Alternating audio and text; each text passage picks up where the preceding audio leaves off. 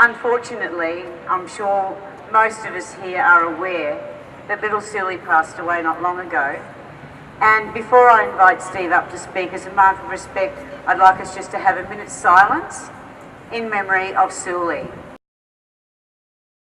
A lot of you are probably aware of Sulie. We started giving her cannabis in May 2015 because she'd exhausted all medications and there was nothing left for her. Anyway, she had an instant benefit, but what I mainly want to talk about is how this access system is being blocked. Now, on the 20th of January this year, I had a meeting with the Queensland Premier. A lot of you might know about it.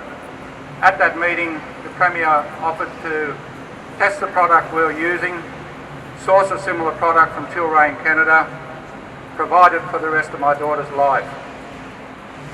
Queensland Health also offered to provide the name of 2 specialists who would help our daughter's GP do the application. By the time it came to doing the application, we were told they would not test the product we're using. The government wouldn't provide it for nothing. We would have to find a compassionate supplier and we would have to find a specialist ourselves.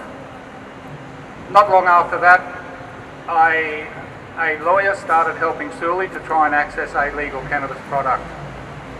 Now, 3 months ago, to try and help prove the benefit for my daughter, I put in an application under Freedom of Information for Sulie's medical records and all communications, internal and external, between Queensland Health and my daughter's, and between Queensland Health and the hospital regarding Sulie.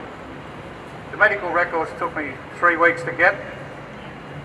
The documents took 3 months. I got them Friday last week. Now, there's 183 relevant pages.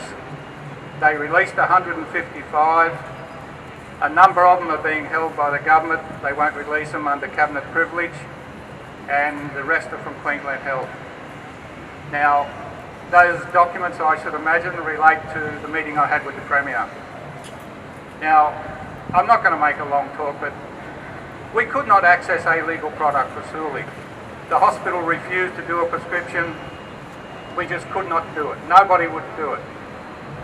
I think it's being blocked and they're being intimidated by higher up. They deny it, but what other reason can there be? 2 responses we got. The first response we got was no clinician in Children's Health Queensland will do a prescription for Sulie for a cannabis product other than Epidiolex. We couldn't use Epidiolex for Sulie because of the washout period. Now let's get this right. Epidiolex, it's not a trial, it's a compassionate access scheme. I've got it in writing. Now, under a compassionate access scheme, there's no clinical or medical reason for a washout period. Now, I asked that question of the hospital, why is there a washout period? And they said, well, that's an agreement between GW Pharmacy and the head of the trial. So the other response we got was no clinician in Children's Health Queensland will do a prescription for Sulie for a cannabis product containing THC.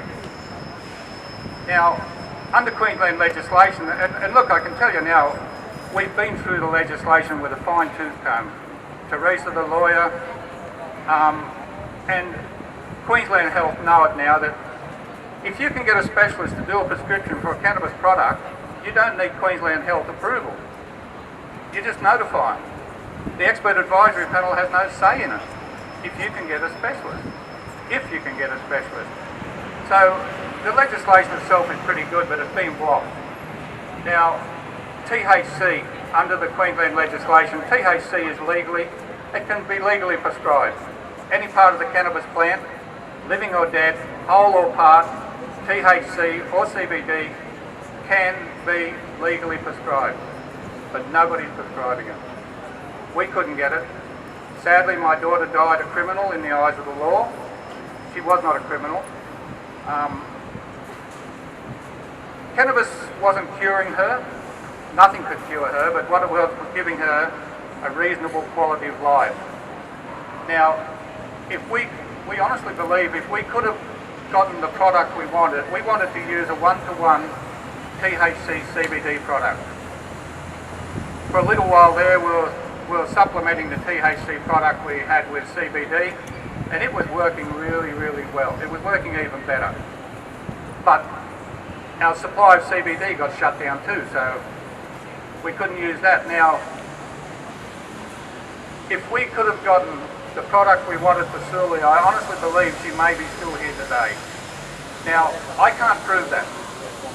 The hospital can't disprove it. But one thing nobody can deny is the hospital never ever gave my daughter the chance to find out if it would have worked better for her. And she deserves better than that. So, yeah, look, thanks everybody for coming. Yeah!